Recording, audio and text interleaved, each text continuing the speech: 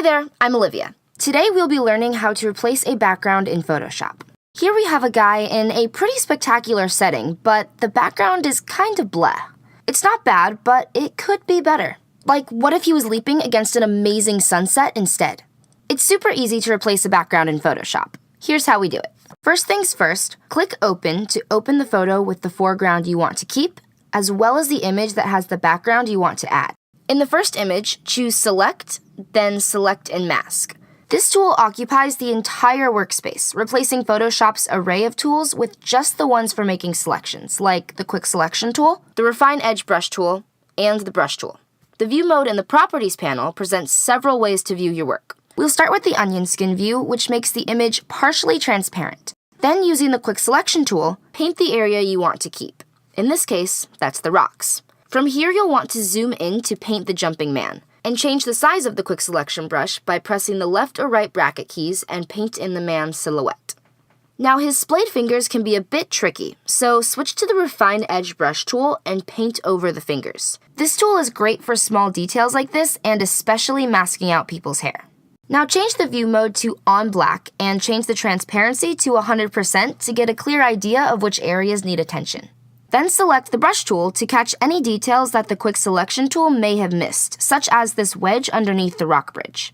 Remember, normally you are painting the areas you want to keep visible, but to hide this bit of sky, hold Alt to remove it from the selection.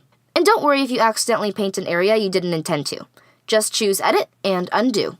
Next, use the controls in the Properties panel to make global refinements to the selection. Drag Shift Edge to -10% and Contrast to 15% to refine your edges.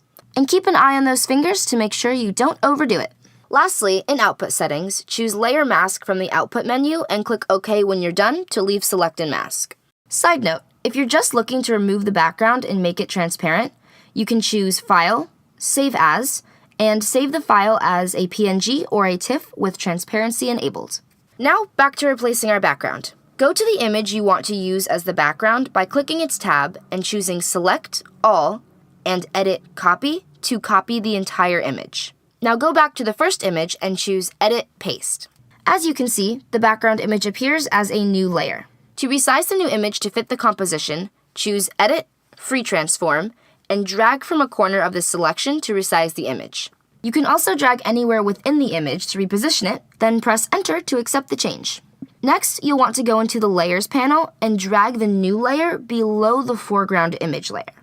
If you need to do any further selection refinement, select the foreground layer, then choose Select, Select and Mask to make touch-ups. Click OK when you're done, and that's it.